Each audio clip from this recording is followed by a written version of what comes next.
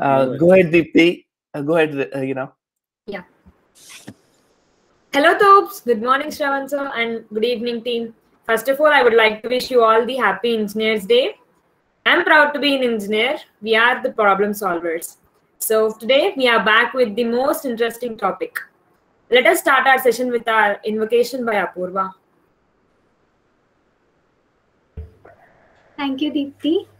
This is who we are. We are a team, talented, energetic, astonishing mindsets. We can do anything and everything. We talk, we care, we respect each other. We see beauty in everything. We are connected by hearts and driven by values. We celebrate each other. We provide value to each other. We take ownership in everything we do. We have freedom to make mistakes. We learn as we go. We are mad to make a difference. We love disruptive ideas. We make impossible things possible. We are strong to question the creation. We believe in dreaming big. If we do not dare to dream big, are we really living? Why be ordinary when we can be extraordinary? We should be driven by our goals, not by egos. We can do it and we will do it. Let us not hope for the best. Let us be the best. This is who we are. Thank you, Dipti. Thank you, Apurva. Now let us listen gratitude story by Nishita. Thank you, Dipti. One of our top ESL pillars is the attitude of gratitude. There are many stories all of us have experienced, and now Top Gratitude team presents exclusive gratitude stories in every Top Talk. Here is one of the stories which one of my friends, Nivedita, shared a story with us. And now, on behalf of Top Gratitude team, I'm going to tell a story. Hello, Top people. I have a story to tell. I made cards for mentors on Teachers' Day. I have seen the happiness in their replies, which I did not even expect. Some of my mentors felt very happy and emotion. We have few special occasions where we should be thankful for the people, and Teachers' Day is one of that. I felt really happy making others people happy on that day, even though I have no time. That is how gratitude makes a huge difference in my life. Thank you. Bye, Nivedita.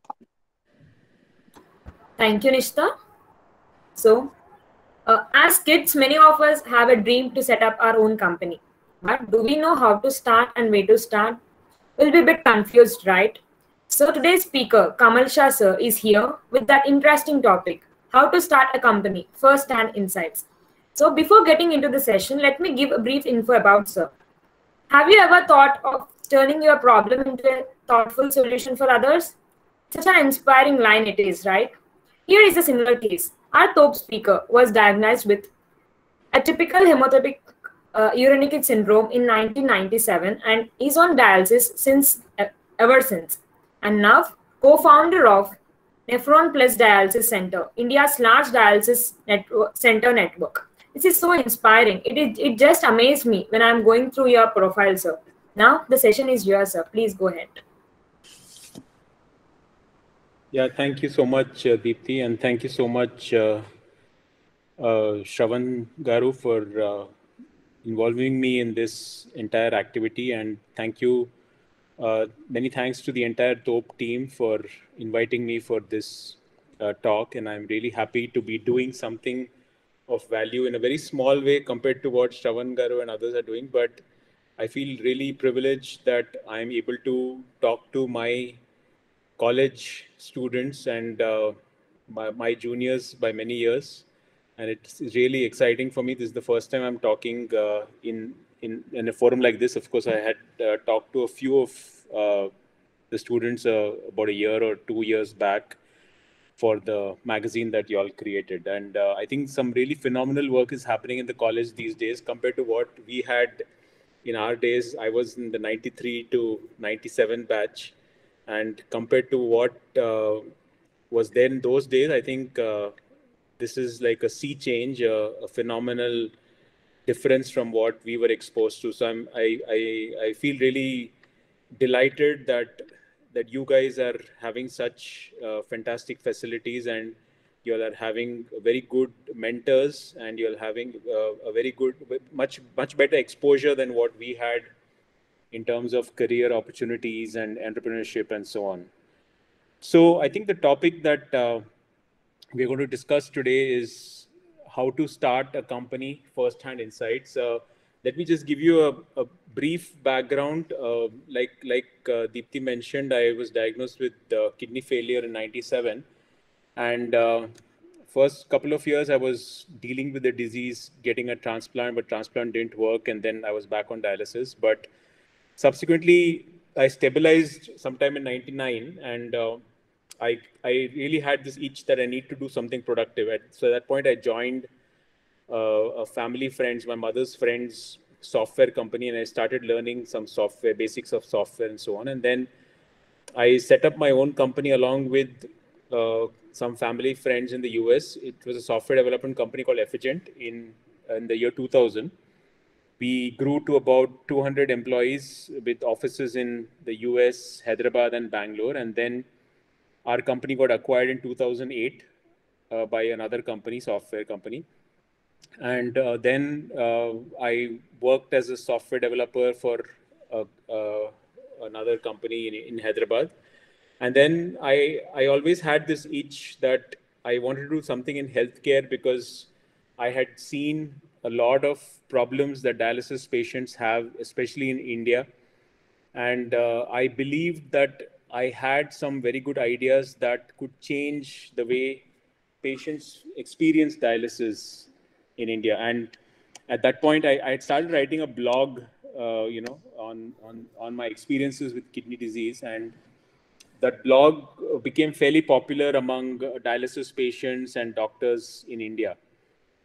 As it so happened, somebody called Vikram Vuppala, who's again born and brought up in Hyderabad, but he had moved to the US for his master's and did his MBA and worked there for a while. And he was looking to start something in healthcare in India. He came back to India and wanted to start something in healthcare. So he was researching various ideas like diabetes and medication management and so on. And one of the ideas that he had was dialysis. And when he was researching about dialysis in India, he stumbled upon my blog one day. So when he found my blog, he spent a lot of time reading it, and he was very inspired and very moved by what he read. And then he sent me an email and said, why don't we get together and do something in this area?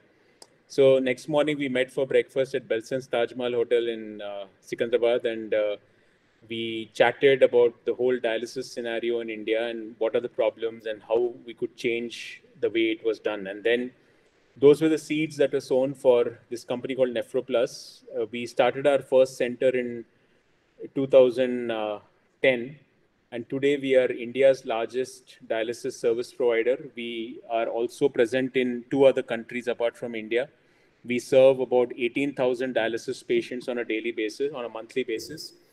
And we've been recognized by several agencies and authorities appreciating the good work that we have done. We recently acquired a dialysis company in the Philippines, and we have 7 dialysis centers there. We also won Uzbekistan's largest PPP contract, where we'll be running that country's entire dialysis program for 10 years, starting later this year.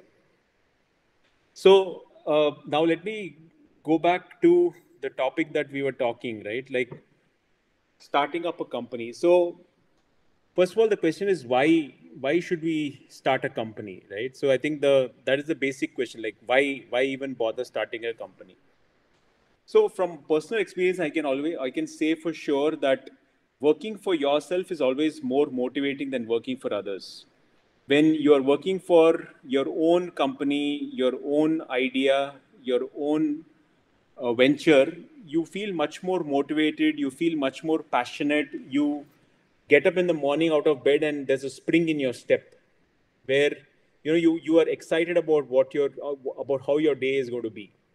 Compare it with somebody who's working for another person, another company that in which they are just employees.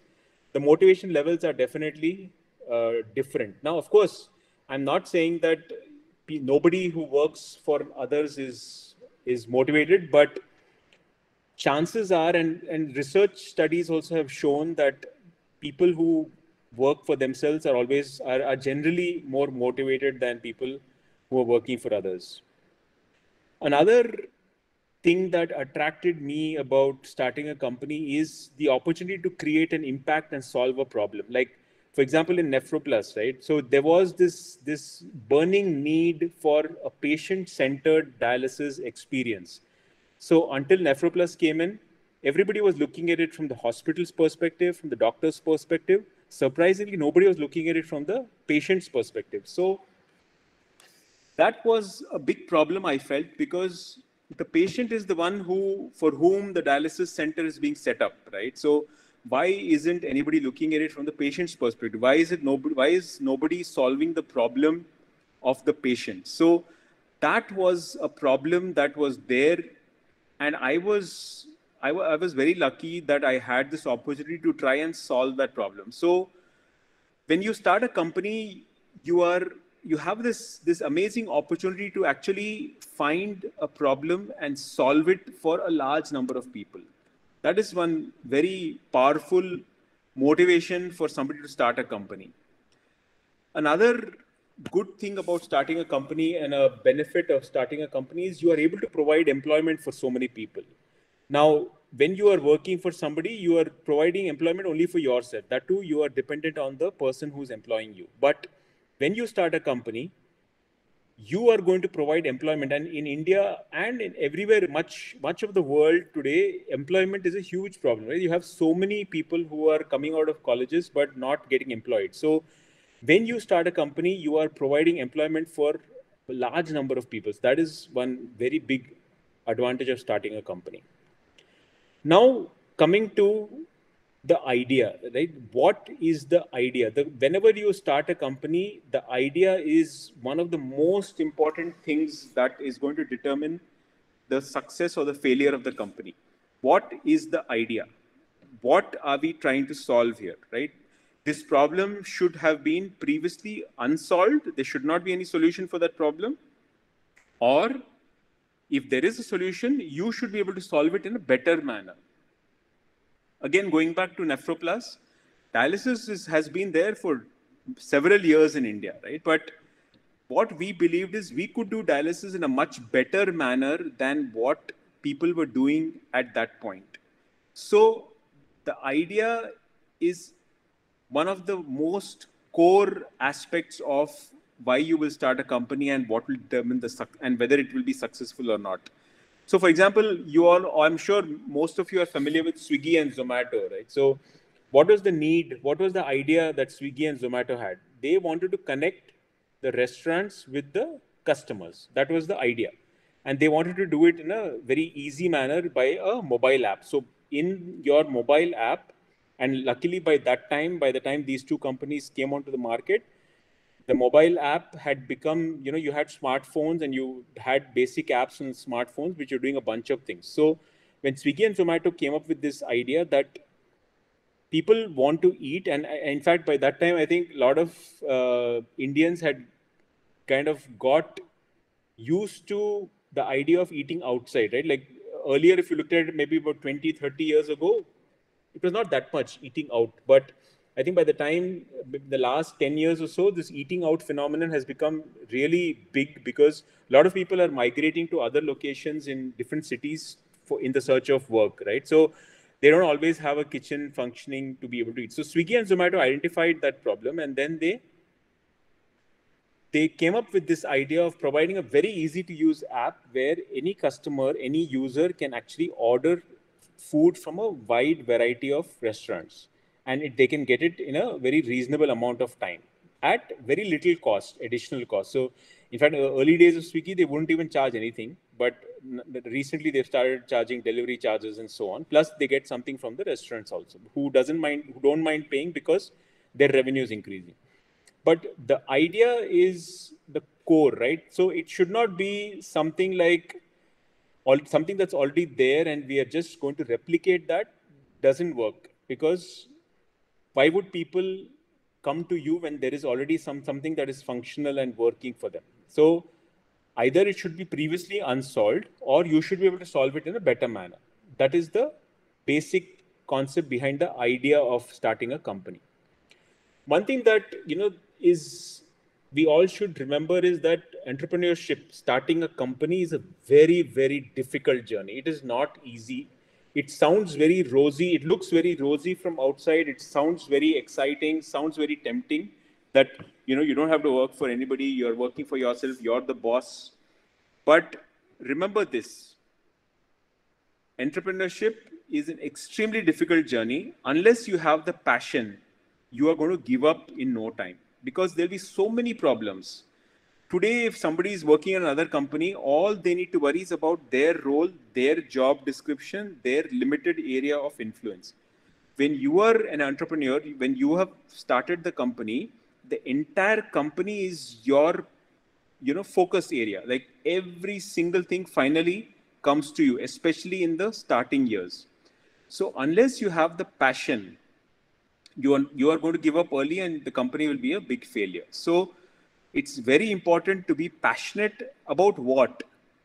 Passionate either for solving problems, number one, either that, or for the domain. What do I mean by domain? Domain is the area. For example, in my case, it is dialysis or healthcare.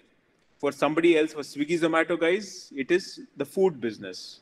For, let's say, Ola, it is, now it is cabs, but I don't know if you probably have seen the new venture of Ola where they're coming up with an electric scooter. So each of these things is the domain. So unless somebody is very excited about that domain, somebody is very passionate about the domain, they will not have the stomach to actually continue on this arduous and extremely difficult journey of entrepreneurship. So passion is extremely important. Third thing on this topic is and I'm glad that Thop Cell has this idea of thinking big. Whenever you're starting a company, you have to think big. When we started Nephroplus, our aim was to set up a dialysis center in every single district of the country. So at that time, we had about 550 districts. So we said we want to have 550 dialysis centers, one in every district of the country. And this was when there were only 3 of us in the company with hardly any money in the bank. And all we had to show was our business plan. At that point, we dreamt of having 550 dialysis centers in the country. So now, in fact, we are dreaming even bigger than this because we are already there in 260 locations, in 260 centers in the country. So now 550 is very close by, it's very achievable. But now we are thinking of going beyond India in multiple countries. So the important thing when you're starting a company is to think big. If you don't think big, if you're thinking of a very small impact, then the company is not going to be successful. Because only if you think of going to the moon, you're going to land somewhere on Earth in another continent. Next is the team, right? And I heard Deepti mention an acronym of team, but I don't remember what that was. But I think team is extremely important. People are one of the most important assets of the company. So whenever somebody starts a company, typically they get co-founders. So the person who starts the company is called founder, and there will be 2 or 3 people or 1 or 2 people who join this particular individual in starting the journey of this company. So it is extremely important to get good co-founders, a good team to go along with you who believes in the idea, who has similar passion, who has the motivation and the commitment to give this idea and give this company several years of their life. It's not an easy choice to make, but because they could be potentially giving up lucrative jobs that they might be getting in good companies with good salaries, very stable jobs, and leaving that and joining you in your journey of setting up a successful company. So you need to motivate them enough in multiple ways. One is give them a good role. Second is give them good compensation. Of course, in the early days, compensation is of 2 types, right? Early days, and I'll come to that in a little while, but in the early days, compensation is of 2 types. One is the salary and the other is ESOPs. ESOPs stand for Employee Stock Options. Now, employee stock option basically means that you are giving your co-founders a stake in the company. You're giving them shares in the company. Now, of course, those numbers and all can be decided by discussion and mutual agreement. But in the early days of the company, remember that you or your co-founders may not be able to draw a very big salary. If somebody at that level is joining you, they might be able to get much higher salaries in other companies that are stable, that are already successful, and that are running successfully. So the reason they will leave that lucrative job and join you at a much lower salary is because you are giving them a stake in the company. One is, of course, it makes them co-owners of the company. But importantly, they are going to get shares in the company which will be worth much, much more than the salary that they would have got if they would have joined the other company. Now, of course, there is a risk. There is no guarantee that a startup always succeeds. So there is a risk and there is a reward. So if they are willing to take the risk and they have the passion to contribute to the success of this company, they can get much higher reward apart from being co-owners of a successful company. So the team, I cannot stress this enough. Whenever you're starting a company, be sure to get a solid team. It doesn't have to be very large, 1 or 2 people, 2, 3 people, that's also fine. But it's important to get these people so that you can share the burden equally, or at least have somebody to sound out various ideas that you may have. It's always better to brainstorm on various ideas that might come up. You may run into problems from time to time. It's always beneficial to have a team rather than individually you taking a call on several important things. So get somebody to share the burden with you. Give off some of your stake in the company. It's important to do that and not worry about making them co-owners of the company. This is an important point that you should remember because this will help a lot in the long term.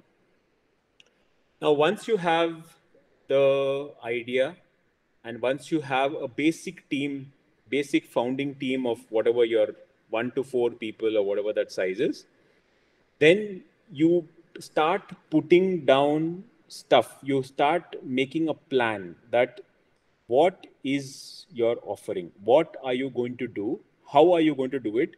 This broadly constitutes what is called a business plan. So you make a business plan in Excel where you say, put down the various metrics that are important for you. So for example, for us, it's number of patients, number of centers, the revenue that we are going to get, the number of, patients that will get added every month. So various kinds of metrics that are important for your line of business, you need to put down and make projections that in the first year, month by month, these are the numbers for the various metrics. And finally, you will come at revenue. Then you will come to the cost where you'll say that these are the number of employees. This is their rough salary. This is the employees of grade 1. This is the salary. This is the grade 2. This is the salary. This is the grade 3. This and so on. Then you come up with other costs. So basically, you come up with a business plan month by month for the entire first year. And then you can go into quarter-wise, and then you go into year-wise. But you need to make a long-term business plan. Why do you need to make a business plan? Because I'm assuming that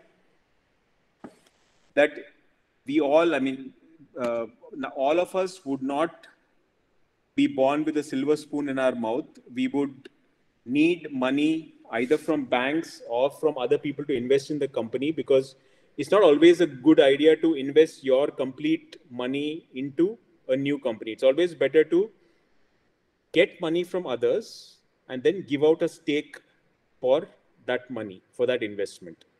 So when you want to reach out to somebody and say that, here is my idea, I want you to consider this and invest money in my company and become co-owner of this company. You will get some shares and you invest this much, you get this much. get this much percentage of stake. So they will want to see that, okay, you are asking me for this much money. What are you going to do with that money? And what return can I expect on that money?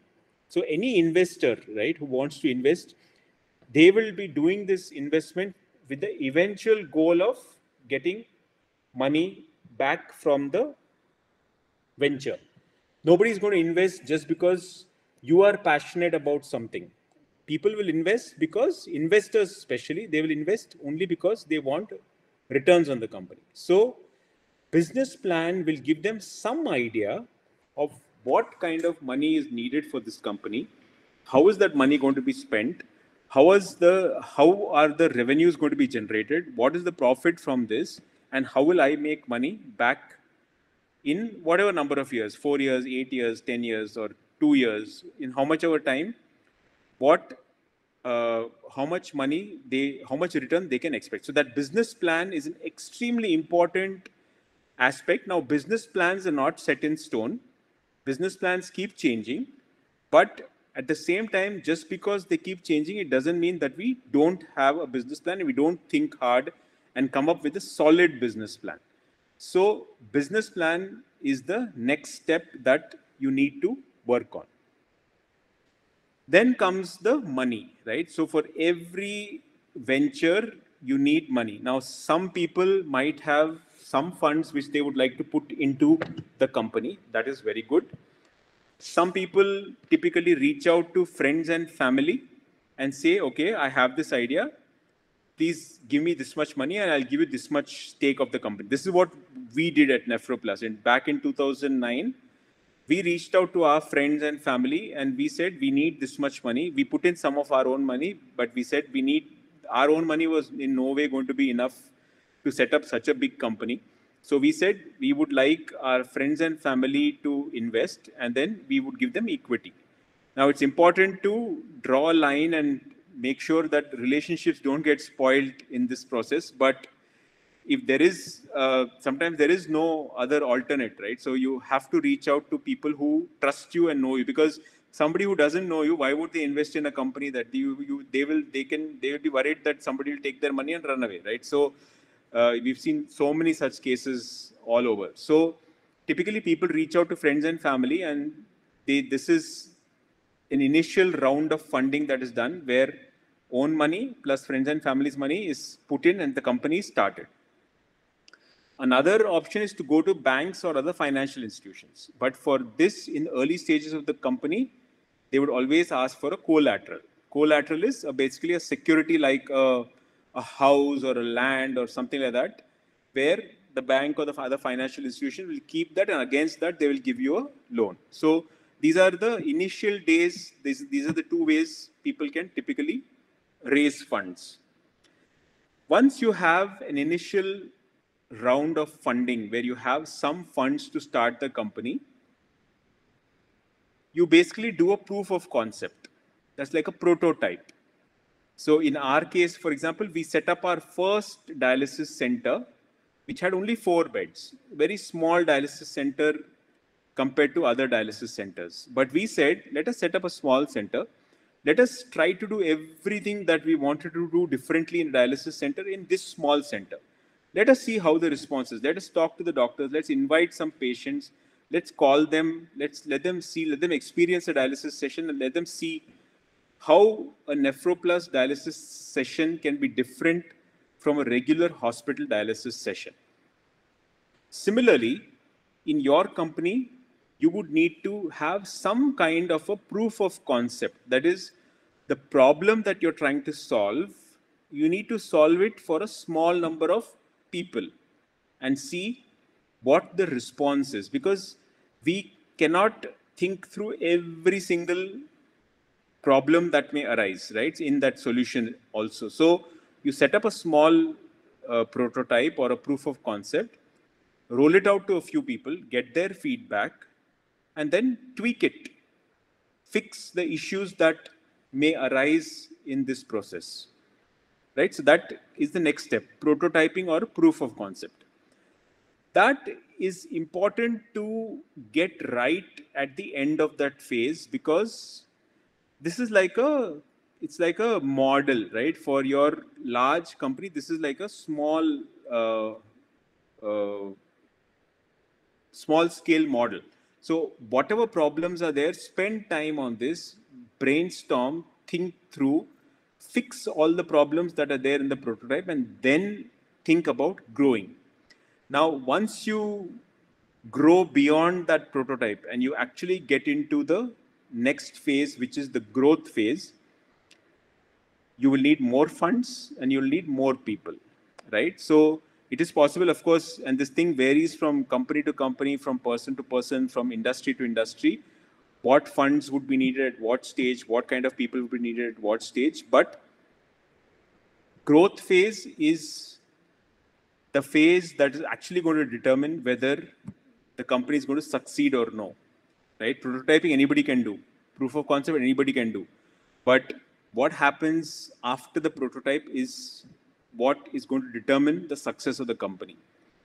Now, Peter Drucker is a famous management guru who teaches in one of the top MBA colleges in the US. He made a very rather bombastic or controversial statement saying culture eats strategy for breakfast. What that means is, however much you strategize, however much you spend time creating strategies, you make large Excel spreadsheets, you make large PowerPoint presentations that talk about strategy, that talk about every aspect of what can go wrong.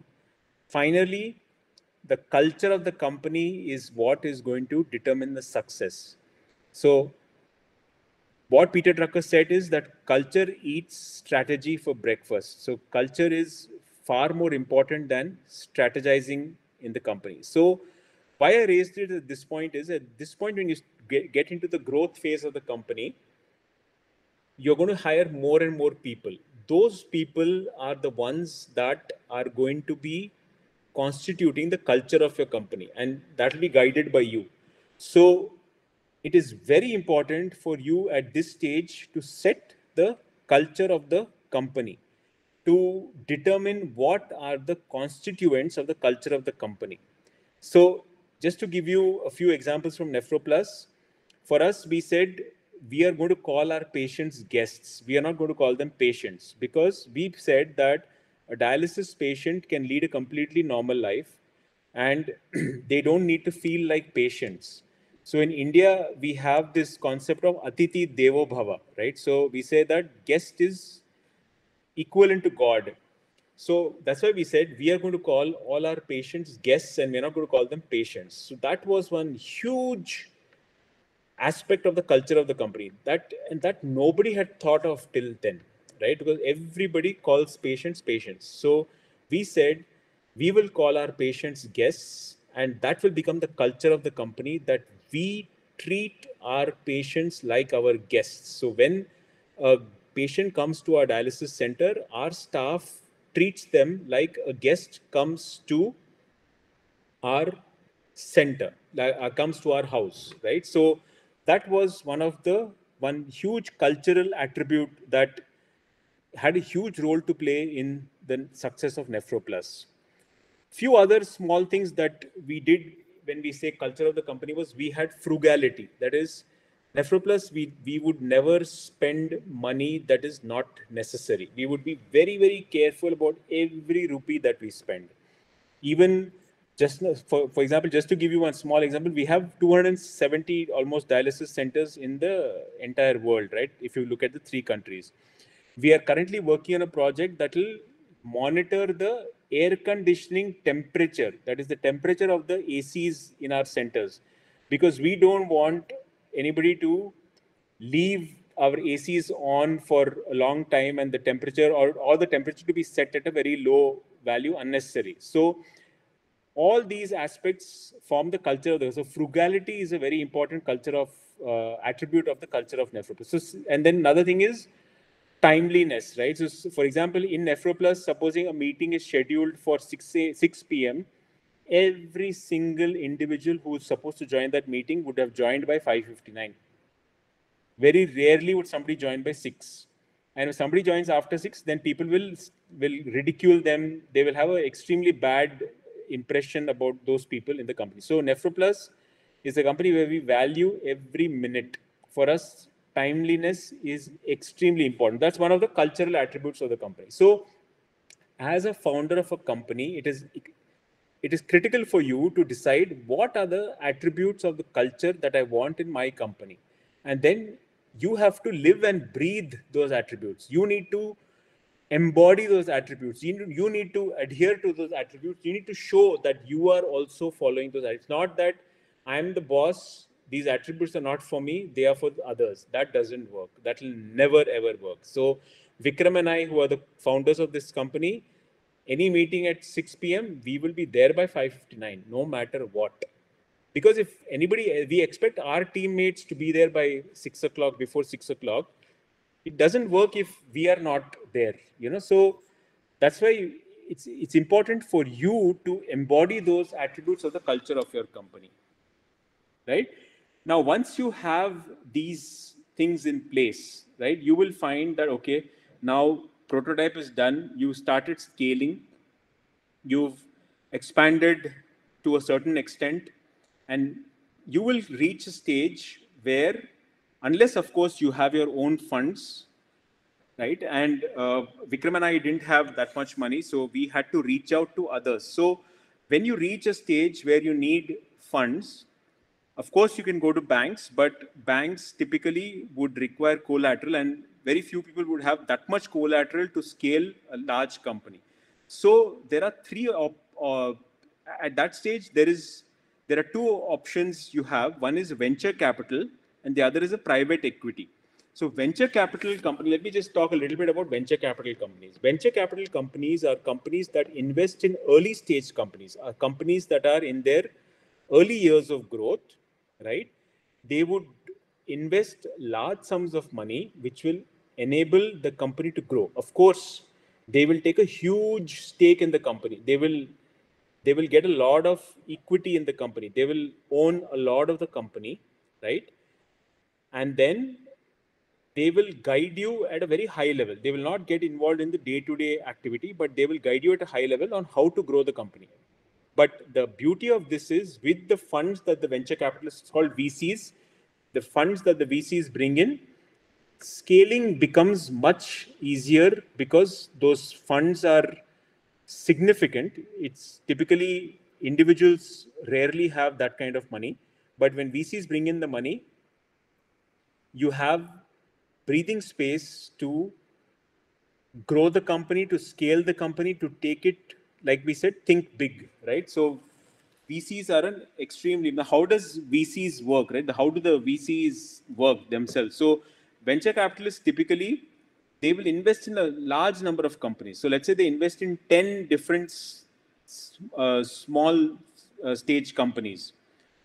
They know that out of those 10, 9 are definitely going to fail, right? One will succeed, but that one will succeed like anything. That one will cover not only the investment that has been made in that company, but more than cover the investments that have been made in all the other 9 companies as well, plus several times that. So that's how VCs work. So they will do due diligence where they'll see what is the potential of a company being successful. They'll identify such companies and then keep investing in that from time to time. At the end of 4 years or so, or that year, that period is just, I'm saying a random number, but it could be anything. Let's say if it's 4 years, they will realize, okay, this company is now valued at this much, so I will sell my stake to somebody else and I will get out. That's how they make their money, right? So VCs typically early stage. Then there is private equity companies which invest in slightly later stages. Private equity companies, later stages. VCs, early stages. So VCs typically will sell off to a private equity, unless, of course, they stay for a long. But private equity, since they come in at a later stage, they typically buy out VCs. Now, one question you might ask is that, why should I, being the founder of the company, sell a big stake to a VC or a PE? A very good question, because let's just take some numbers, okay? Initially, when you start the company, you of course own 100%, right? Now you brought in some co-founders. Say you gave them 20%, just random numbers. These numbers are all just random. They could be different depending on the various discussions. Now, but still you and your co-founders together own 100%. Now you brought in some families and friends like we discussed. So you gave them, let's say about 5 to 10%, right? That means in your hand, what is left? About 70%. When a VC comes in, right, typically they will, at the end of that round, they can own as much as 50% of the company, right? And it could be anything, but it's a huge chunk. So you might think, why should I sell half my company to somebody when I'm the one who's putting all the effort, I'm the one who's working hard, I'm the one whose idea it is? Why the hell should I give off half of my company to somebody else? The answer to that is, when you are going to own the company completely, along with, let's say, your family, friends, and the co-founders, the company might be valued at X, and you own that entire X, right? When you bring in a VC, with the funds that the VC brings in, and the reason you've reached out to a VC is because you don't have those kind of, you have those funds, then great, then you don't even need a VC, you can continue to own the entire company. But many of us don't have those kind of funds to scale the company to that level. So we need external investors. So when you bring in a VC, that value of X changes to 2X or 3X. So while you are still owning maybe about 50%, that 50% is worth much more in terms of rupee value. Yes, you are seeding part of the company to a VC, but imagine your value is increasing several times by that investment. One thing to also keep in mind is, when a company like a VC comes into your company, they will also demand a say in the high level direction of the company. So just to give you an example, Nephroplus, right? When we brought in a VC, they said that you can open centers only if certain characteristics are met. Now, we at some point felt that no, we want to open in tier 3 locations also, because we want to serve the patients of that area that don't have access to good quality dialysis. Our VC said, yes, do that, but provided these conditions are met. So it's a give and take. But important thing to remember is that somebody else is going to come in and have a say in the activities of your company, right? So that's the same thing for, in fact, there's something called a board of directors that will be formed when a VC comes in, and they will have a say, they will have one seat on the board, right? They'll have a fixed number of seats on that board. And the board is finally responsible for all the major strategic decisions that are taken in the company. And remember, they will have one vote in that those decisions. So same thing happens for VC, same thing happens for private equity as well. Few challenges that you may come across are team related challenges. That is something that you have to figure out ways, because team, like I said, is the most important thing. Money of course, but that you are going to try to solve by getting investors, by VCs, PEs, and so on. Regulatory challenges. Now, in India and in many other countries as well, there are many industries that are regulated in various ways. So you need to be on top of regulatory authority, regulatory related requirements, and never skimp on that front is what my sincere advice would be.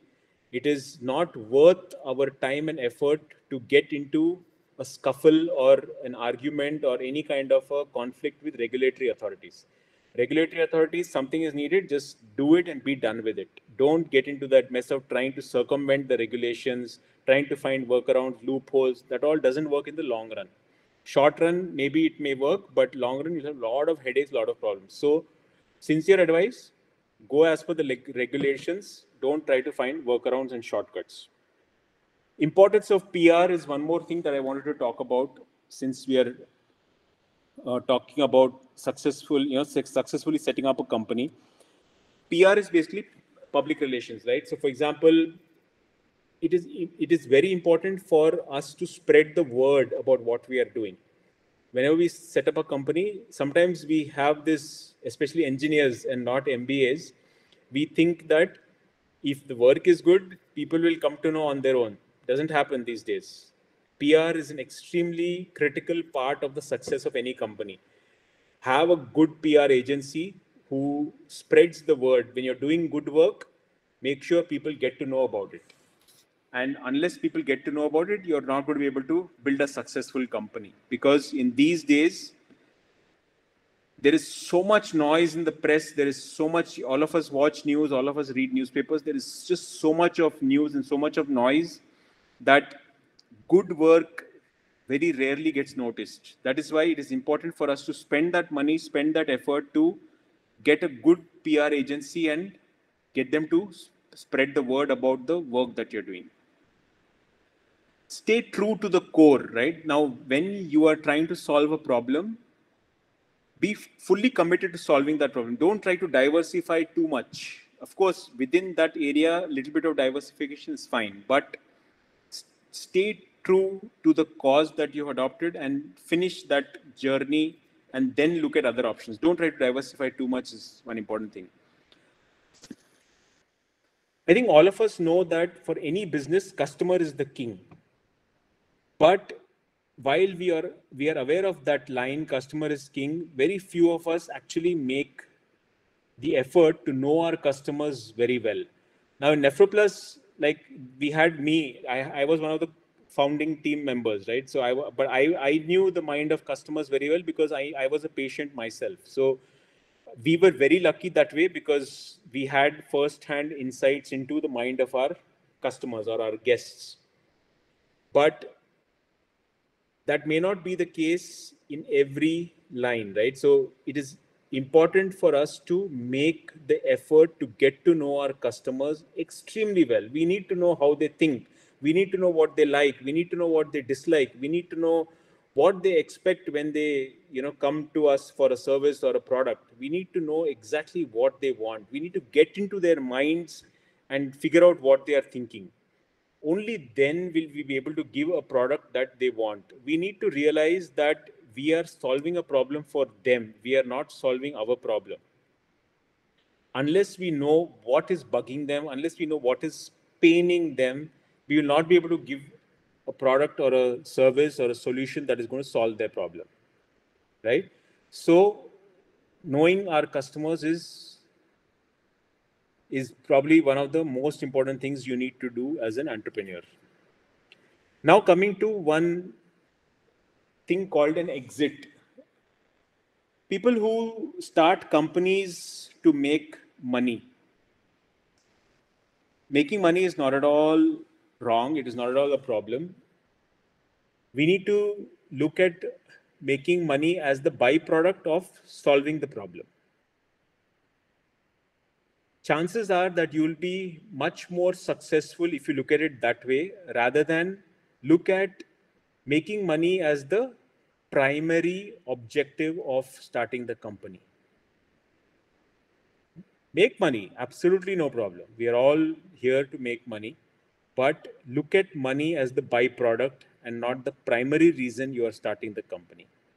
I can guarantee you'll be much more successful. You will in fact make more money that way rather than if you're just primarily going after money.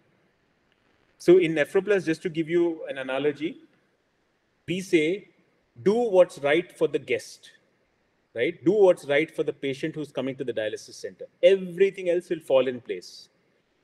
If at Nephroplus made making money as the primary objective and guest care or patient care as the secondary objective, we would never have been so successful. I'm 100% sure about it. So making money should be the byproduct.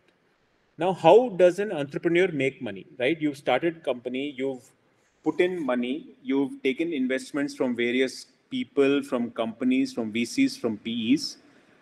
How do you make money? Of course, you can draw a salary, but you've not become an entrepreneur to draw a salary. You're here to do much more than that.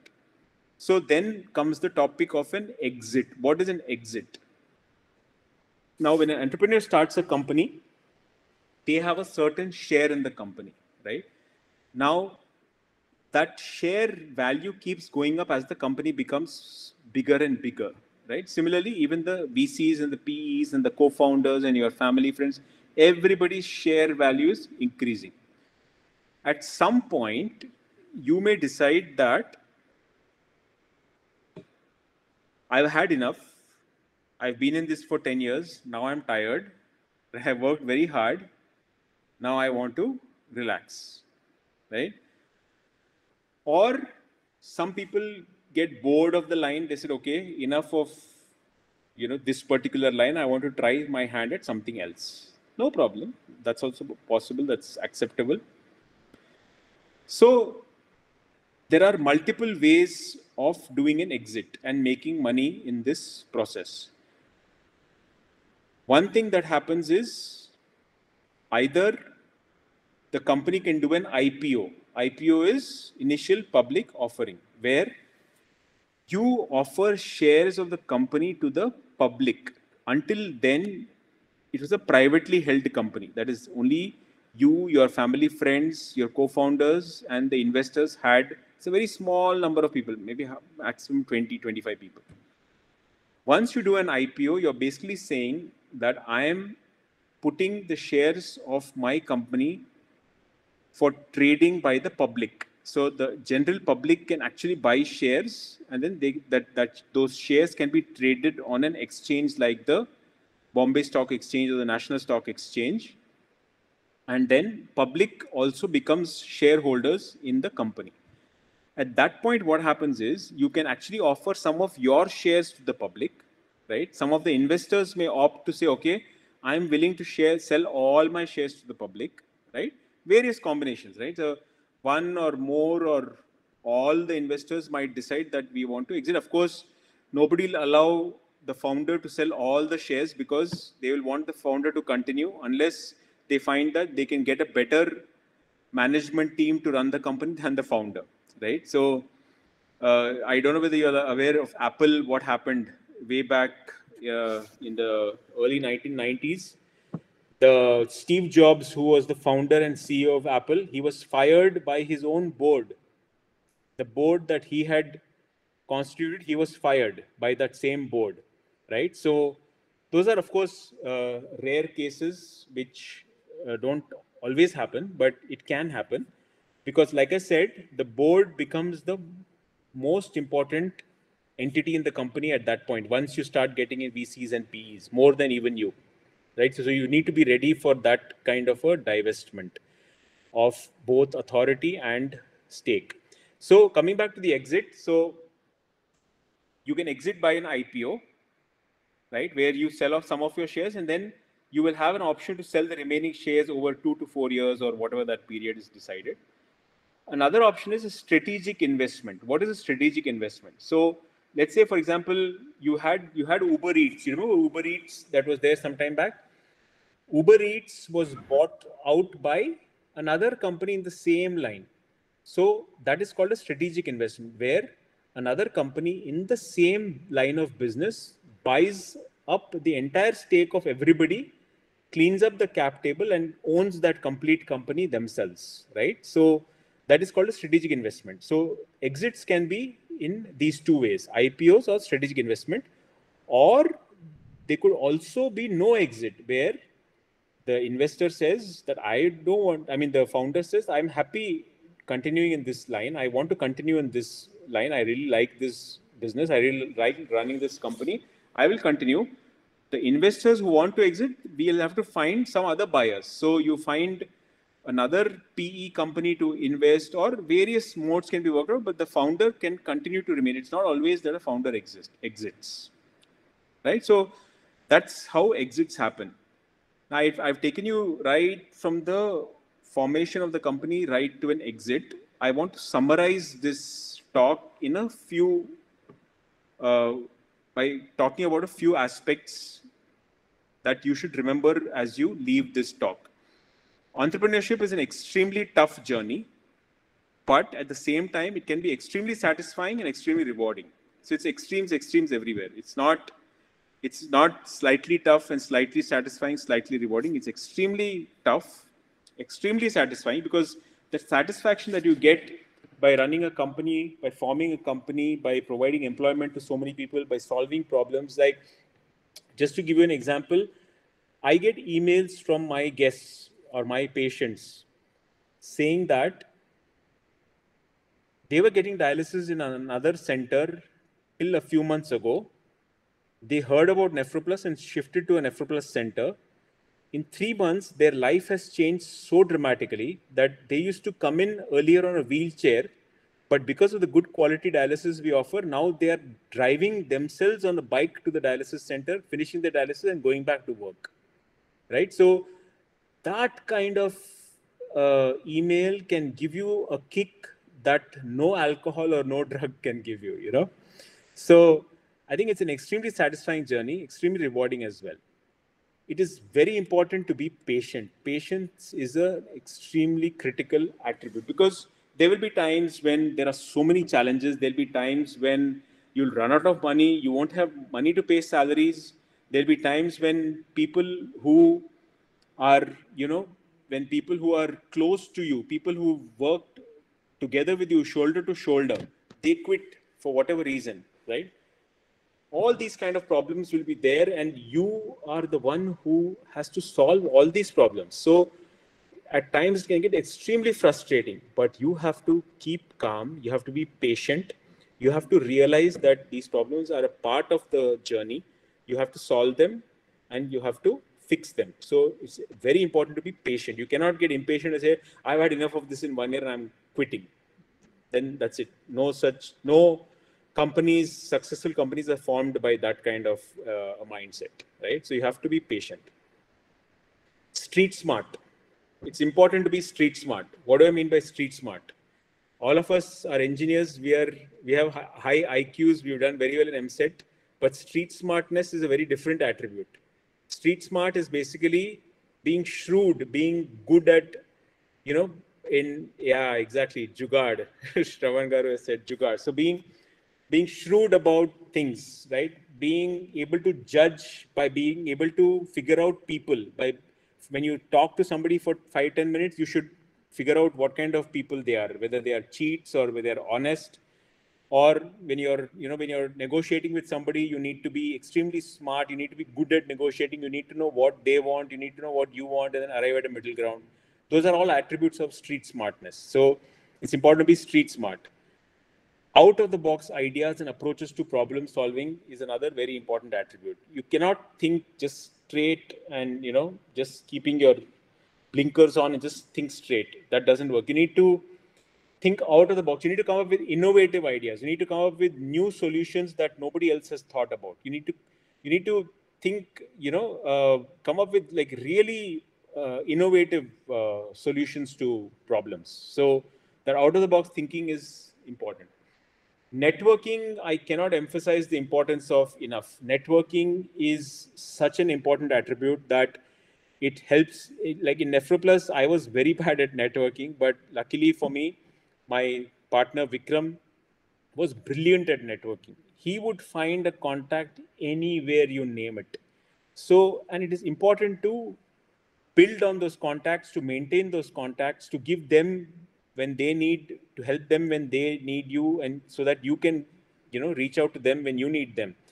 So I think this is, you're all in college right now. I think it's very important for you to network right from this, right from this stage itself. Networking is what? Like, you need to build your contacts. You need to know people everywhere. And networking by itself can actually take a completely separate session. And I would urge the Thop Cell people and Shravan Garu and others to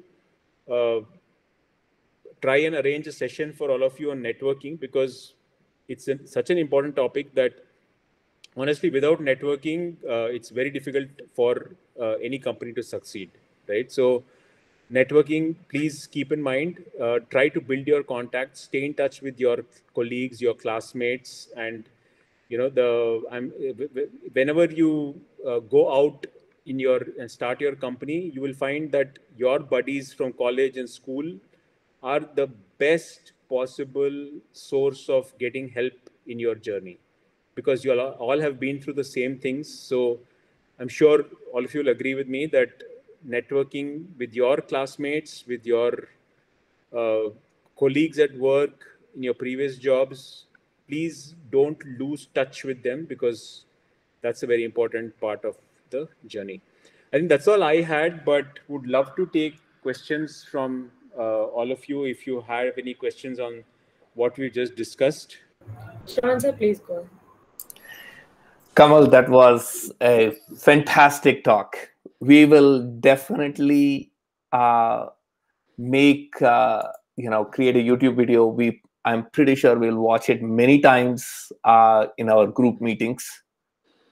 We have a group called Create a 1,000 Crore Company. So Wow. Vinay, who is here in the call, is working on that idea on how to create a 1,000 crore company. Awesome. I'm pretty sure we'll play this video many times in that call. And regarding network, we learned a lot of lessons already. We have already been. I mean, this is one of the people who has his own solar company said, if you feel you need a network, you're already too late, he said. So we have worked really hard. For the last 4 years. We have developed a huge network already for us. So these young people have already a huge network. And when you said about, you help them, and when you are in need, they'll help you. We have we try to do two things called the gratitude mindset and a compassionate mindset. So we use those two mindsets to provide value to our network. So, who knows what will come out in future, but our goal is not to expect something in the future. Our goal is to be grateful for what we have, grateful for the people we have, and then be compassionate for the other person. So we are working on these two mindsets every single day. So we have a gratitude hour where one of these young people does a gratitude hour. So that way we are strengthening our gratitude mindset every single day. Awesome. So before I ask other people to talk, one more thing I want to say is we used to be OUCT ESL. Now we are Thop ESL. So OUCT ESL is back with OUCT. So they are running that part by themselves because we wanted to, we had new ideas, we had new things to do. So right now we have people from Kakatiya University in the call. We have even a 11th grader who is a polytechnic student in the call. And she's not in the call yet, but she is part of our team. And we are even planning to take 7th graders, because we don't believe education has to be only for engineering students, Sure. So our model is for everyone who has a hunger to learn, who has hunger to provide value to the society, who is willing to think big. We want to create, every one of these people should be a Elon Musk or a Sudha Murthy or a Kailash Satyarthi. Any of these people, we want to look at everyone that way. So every person who comes into our team, we look at them from who they want to be rather than who they were. We don't care about their grades. We don't care about their religion. We don't care about their caste. None of those things even we think about it. We are only like, are you coming here to be something in this world? Sure. And so when you get a chance, the video I sent, look at it. Yeah, absolutely. I will. And you will see what we have created. And Kamal, this is so good. We will definitely reach out to you, once in a while to just get inspiration from you. I hope you're okay with that. Oh, absolutely. I am now going to keep my mouth shut, let other people talk. Vivikta? Thank you, Deepti. First of all, thank you, Kamal sir, for such a good talk. I'm just mind blown with the way you have spoken. I cannot express my happiness in my words. So I just had two questions. First question is, when a company shifts from the hands of VC to PEs, how does that happen? I mean, does VC sell their shares, their part of shares to PEs? So there is no fixed thing, but what often happens is a company has multiple rounds of investment, and so the first round is VCs, where some part of the company is given to them and they invest a sum of money.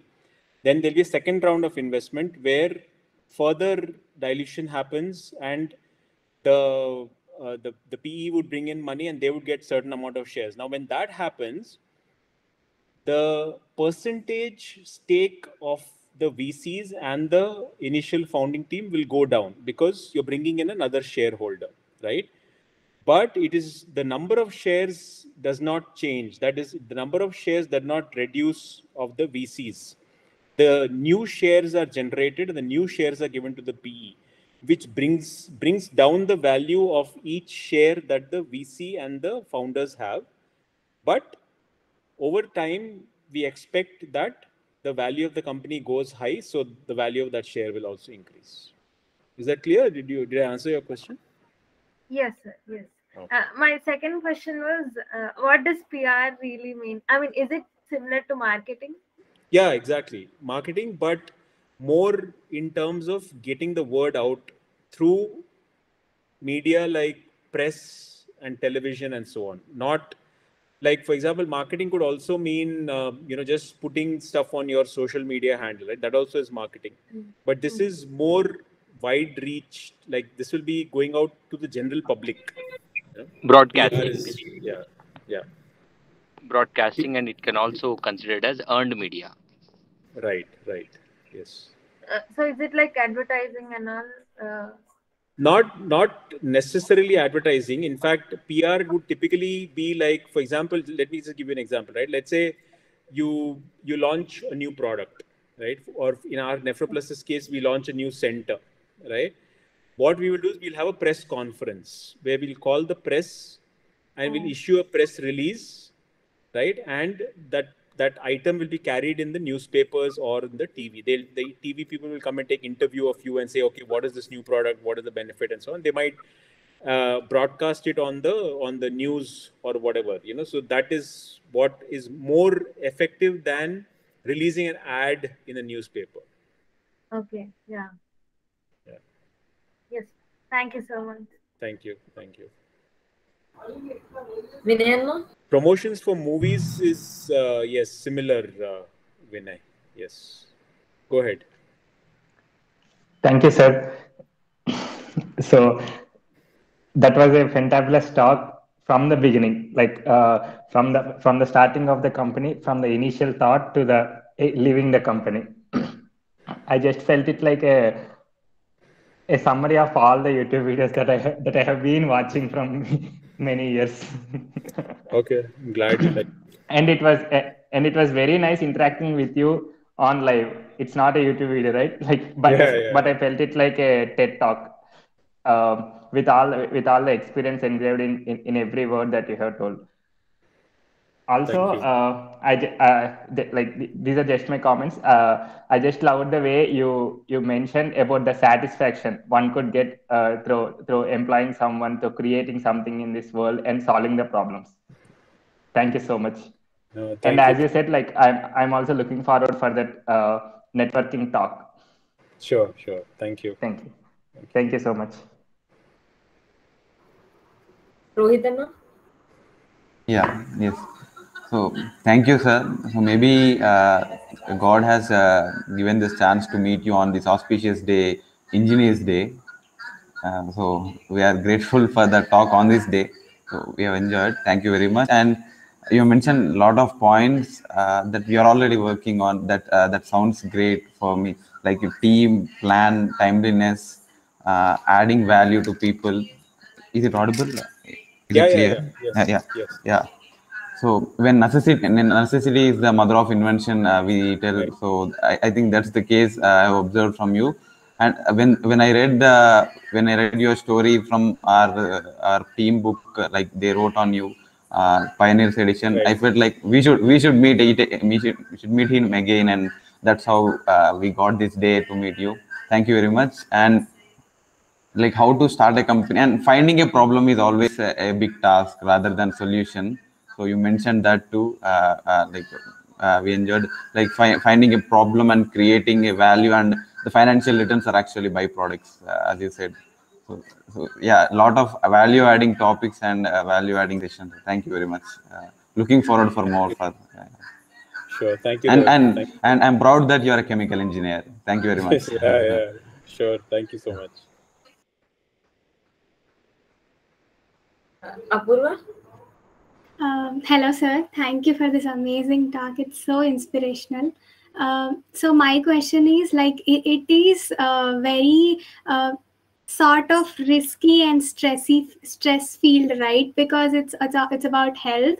You don't know where what problem arises, and everything is uncertain because health is uncertain generally. So how do you manage your stress? My stress, is it? No, thankfully, I think we have a fantastic team, Apurva. Like we have close to, I think, about 4,000 teammates right now in Nefro Plus. A lot of the stress is taken over by them, and of course it's when you are one of the co-founders, it is there is a lot of stress, but I think what we have done is we've built the team to, and we have delegated, we have given them power, we've given them responsibilities, we've empowered them to take decisions and to solve problems on their own, right? So we have managed to build the company in a very empowering manner where each individual is capable to take and is authorized to take decisions in their purview, so it's not as if everything comes up to us. So that kind of takes care of, decentralized leadership. Exactly. Now that takes care of the a lot of the issues that come, but we tend to focus more on the strategic direction of the company. But having said that, yes, healthcare is tricky because there are patients who die, because this is a dialysis session, so a lot of things can happen. Plus, dialysis patients themselves, the mortality rate is generally high. So there are situations where we've had problems, and there are issues, but I think it is important to keep your head calm and treat things in a very objective manner rather than get swayed by emotion. Look at the facts, assign responsibility, and take corrective action. I think that is the approach we follow instead of just getting unnecessarily stressed and worked up, because honestly, getting stressed doesn't help anything, right? Of course, it's easy to say that don't get stressed, but in the heat of the moment, it is possible that we get stressed, but we try to minimize it, and we try to be mindful of both. Vikram and I do meditation, every day, secular meditation, which is not religion based, just simply focusing on the breath. Both of us do that coincidentally. So that is probably one of the secrets of how we manage to, keep calm and not get stressed. Wow, sir, and you said like because in any type of aspect, the plans should be changing for a business to grow. So how do you make your team adaptable to those plans and those strategies? I mean, in a very quick way or something like that. Yeah, so I think it's important to give direction to the team. The team always looks up to the leadership for direction, right? So, for example, when we we decide to make a strategic change in direction. So, just to give you an example, when we were always focused only on India. At one point, we said, okay, what next? We wanted to do something beyond India because we felt that now the Indian operations had kind of stabilized, and we were looking for a new challenge. So we said we should look out for opportunities beyond India. Now that was a huge strategic direction change for the company, because operating in another country is a completely different ballgame. So we had to explain to the team, it's not that I decide, rest follow. That doesn't work. That just doesn't work. It's important to make your teammates feel that they are a part of the company, that they are a part of the success of the company. So we sat down with them, we explained why we are going out of the country, what is the advantages, what could be the challenges, hear them out, hear their concerns, and then together jointly take a decision. So it's important to make the team a part of the decision. Wow, very well articulated. So, waiting for many more discussions with you. Thank you. Thank you, Apurva. Mahi sir? Hi, Karan. That was really good. That extreme thing I really liked. I'm Mahinder. I'm an entrepreneur from last 15 years. And okay, wonderful.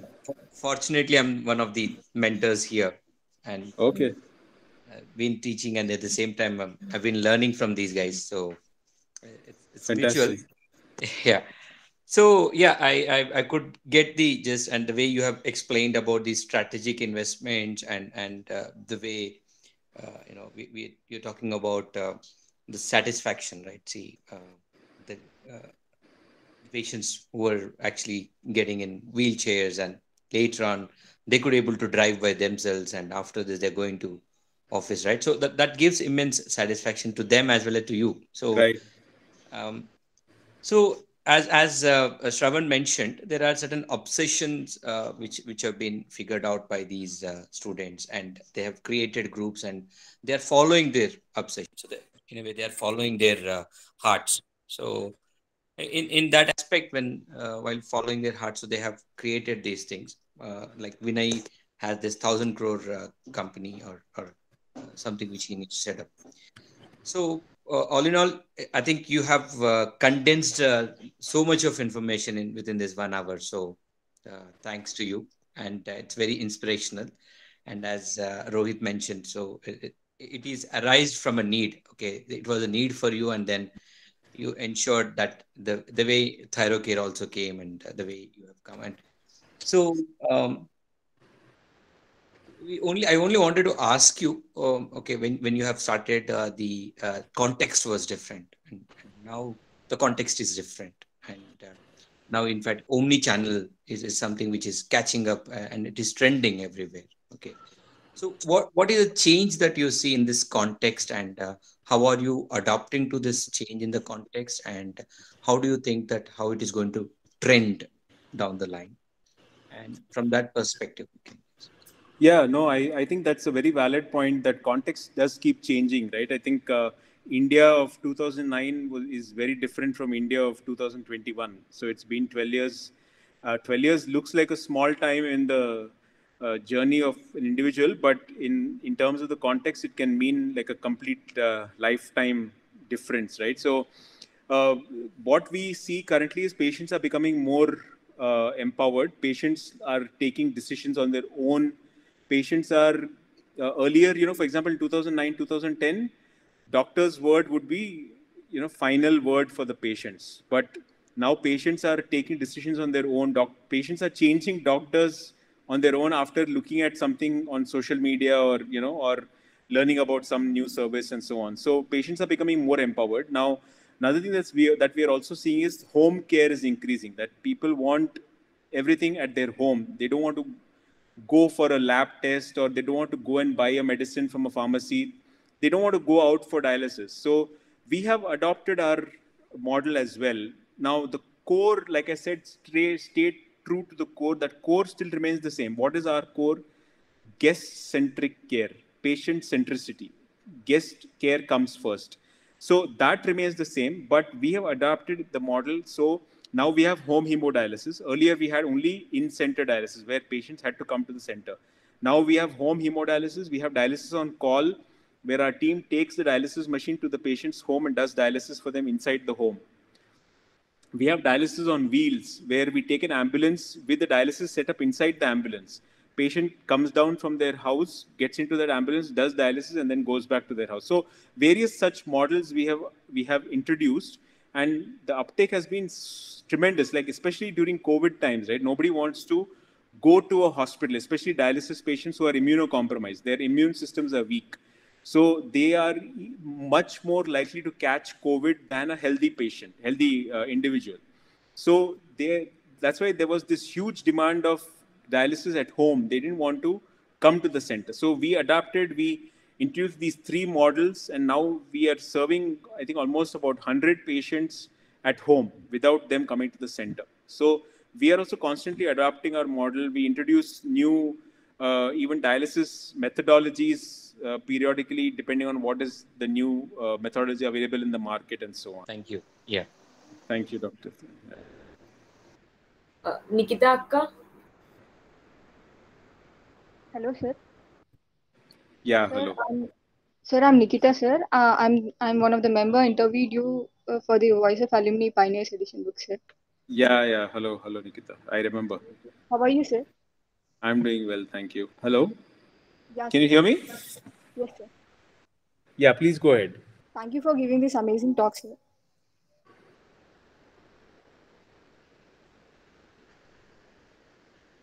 Yeah, I think Kamal, Nikita just wanted to say hello to you. Okay. Thank Yes, you, sir. Nikita. Sorry, Thank you sir. so much. Thank you. Vivikta? Do you want to? Yes. So, I mean, sir, you said that you have now a team of 4,000 members. Like, I mean, you usually keep taking in members into your team. So, like, how do you decide that uh, the person whom you are taking in has that passion for the company, or like for the goal which your company is working on? Yeah, so we have a hiring process where we make sure that anybody who's doing the screening or the interviewing keeps in mind that Nephroplus is a very different organization compared to a regular healthcare company, right? It's a very different organization. So when we talk to them, we try to gauge, is there an excitement that they have, or are they just treating this like any other job? That is something. Now, agreed, it is not always possible to find every single individual who is as passionate, as committed to the cause as we are. It's not possible, right? Because now when you have that may have still been possible when we are 40 or 100 people. But when you're going to 4,000, every individual is not interviewed by Vikram or me. Every individual is interviewed by the various, the HR team, then, or the reporting manager, and so on. So while we give guidelines, we try to make sure that these aspects are considered apart from the subject knowledge and the experience and so on. But it is not an easy job when the company is 4,000 people strong. It is not always possible to get only people who are committed and passionate as we are, but we try our best. And I mean, my other question was like, how do you make people aware of the culture you follow in the company? I mean, how do you make people comfortable with the culture you follow in your company? See, the beauty about the culture is that it is a very infectious culture, right? So, this culture of guest-centric care, or the various other attributes I talked about, it is, once people join the company, since everybody around them is already attuned to that culture, they get absorbed into that culture fairly easily. Of course, there are cases where they don't get absorbed, in which case we let them go. We say that this is not working out, you find another job, right? But by and large, I think the culture itself is such an infectious culture. It's a higher cause, right? Here everybody realizes that we are serving our guests. That is the culture. We are serving our guests. They are not our customers, right? Customers makes it a very transactional, a financial relationship. Whereas when we say we are serving our guests, they also genuinely like that whole culture, right? So it's not it's not extremely difficult for us to do, because that in by itself, intrinsically itself, it is infectious, that culture. Hmm. Wow. I love that answer. Thank you so much, sir. Thank you. Deepthi, would you like to talk? You have raised your hand. Yeah, my question is a little bit out of the topic, sir. No I problem. read your blog, where you wrote that you can lose 2 kgs in 4 hours. Like, isn't it bad? I mean, 2 kgs we So, shouldn't.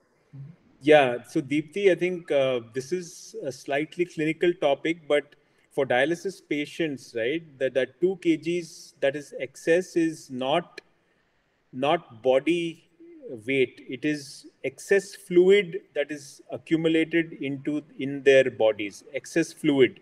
So a normal healthy individual would have about 5 liters of blood roughly, right? It differs from person to person, but average would be about 5 liters of blood, whereas a dialysis patient can have 7 liters of fluid in the body, and that 2 liters excess is basically the excess water that they have drunk, and since their kidneys are not working, that water has not been removed from the body. So that is very harmful if it is not removed from the body. It is not harmful to remove that. It is in fact reducing the strain on the heart. It is slightly clinical, so I'm not sure if I've given a convincing answer, but it is excess fluid and not body weight that is being lost. Yes, sir. Thank you. Shravan sir, would you like to tell anything? So, any others? Should I conclude? Okay. So, yeah, Kamal, thank you very much for being here on the call, and anytime we feel we always want to support, and if we can support you in any way, please reach us. We would love to collaborate with you as well. Sure, sure. No, thank you so much, Shravan Garu. Thank you very much. It was a pleasure being here. Deepthi, do you want to end? Yeah. Like, I don't know what to say now because my whole team covered all my words. Like, I have to sum up them, I guess. Like, how you summed up from the setting of the company and working with the team, funding, growth, and all. Like, I have to summarize my comments also from all my team. Like, the words you mentioned, like culture, team, thinking big, networking, brainstorming, and like recognizing the problem. These are the common words we regularly use in our team. Like, we are glad that we are already following what you have all said, and like as Vinayana said, all the YouTube videos, like all the YouTube video summary in a single talk. That was so interesting. Like, yeah, they mentioned everything, and I have no words to tell again. Yeah, and being on time, like we even follow that. Like, yeah, we have to be on time as we respect everyone's time and all. And decentralized leadership and taking part in decisions, like every decision we all will be there, like even though it's a small thing or a big thing, along with Shravan sir, we all will be there in that meeting. That's excellent. That's very good to know. So yeah, everyone covered, and I have no words. Like, thank you so much. So it was so interesting talk. Yeah, Thank you so we are much. looking forward for that networking talk too soon. Sure. Thank you so much for having me. Thank you. Bye, everyone. Bye. Bye. Thank you, sir. Wow, that was something.